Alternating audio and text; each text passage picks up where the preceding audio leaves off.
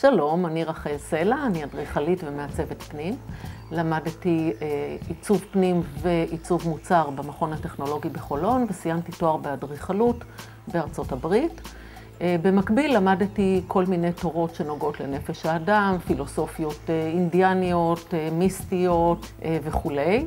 כאשר כל הדברים האלה הובילו אותי ליצור גישה ייחודית באדריכלות, שאני קוראת לה אדריכלות הוליסטית. ראיתי שבעצם יש אמת אחת, והאמת הזאת משתקפת בכל התורות, והאדריכלות יכולה להביע אותה. והאמת האחת הזאת זה לכל אדם יש אופי, יש לו אישיות שיוצאת החוצה ודרכה הוא פועל בעולם.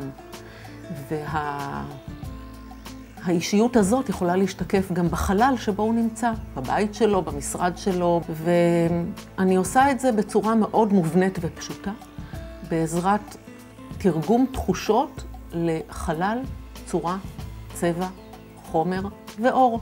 בפרויקט שעשיתי בעיר הרצליה, בית פרטי, אפיינתי יחד עם האנשים שהם צריכים הרבה מרחב, כי בלי מרחב הם מרגישים שהם נחנקים והם לא יכולים לפעול. מצד אחד הם צריכים המון מרחב, אבל בתוך המרחב הם צריכים המון פינות שונות של להיות בהם, פינות של ביטחון, פינות גם בפנים וגם בחוץ. עכשיו, בין הפנים לחוץ, כדי לא להפריע את העניין הזה של המרחב, יש לנו קיר זכוכית, ואז המרחב הוא בלתי מופרע. יש גן זן על הגג, מדגיש את המרחב גם כן עם מרחב של עץ, עם גן של סלעים, והאור נכנס בצורה מרוככת דרך זכוכיות שיש בהם התזה של אלמנטים של צמחייה, והאור הזה נכנס לתוך הבית ומטייל על הקירות ויוצר אווירה נורא מיוחדת.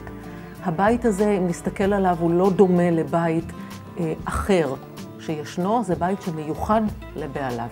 משרדי טריינה, טכנולוגיות, משרד הייטק בעזריאלי בתל אביב. מה שאני אפיינתי מבחינת הסכמה של העבודה של החברה, זה סכמה של ספירלה.